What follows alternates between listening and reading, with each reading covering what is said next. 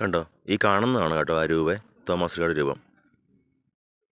നമുക്ക് അടുത്തുനിന്ന് കാണാം ഇനി അത്.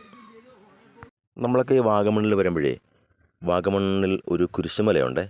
ആ കുരിശുമല കയറുന്നതിന് മുമ്പായിട്ട് ഇങ്ങനത്തെ ഒരു രൂപം കാണാം, തോമസ് ലീഹയുടെ.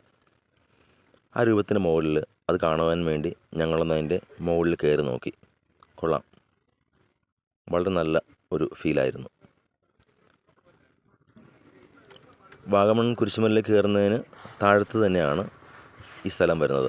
നമുക്കതിൻ്റെ മുകളിലേക്ക് ഒന്ന് കയറി നോക്കാം. കുറേയധികം സ്റ്റെപ്പുകളുണ്ട് മുകളിലേക്ക് കയറുവാനായിട്ട്. ആ സ്റ്റെപ്പ് കയറി നേരെ മുകളിൽ എത്തിച്ചേർന്നാൽ നമുക്ക് ആ രൂപം അടുത്ത് കാണാൻ സാധിക്കത്തുള്ളൂ. ഒരുപാട് സ്റ്റെപ്പുകളുണ്ട് കേട്ടോ നമുക്കത് കയറാനായിട്ട്. അവിടെ നിന്ന് താഴത്തേക്ക് നോക്കിയെന്നാൽ നല്ല വ്യൂ ആണ്. നമ്മൾ വാഗമൺ കുരിശുമലയിലേക്ക് പോകുമ്പോൾ ധാരാളം പാറക്കല്ലുകളാണ്. പാറക്കല്ലുകളിലെ മുകളിലൂടെ വേണം അവിടെ അങ്ങ് മുകളിൽ ചെല്ലുവാൻ, 14 സ്ഥലങ്ങളുടെ മുകളിൽ ചെല്ലുവാൻ. എന്നുണ്ടോ, ഈ കാണുന്നതാണ് തോമസ് ലീഹയുടെ ഒരു രൂപം ഇരിക്കുന്നത്. ഓക്കെ,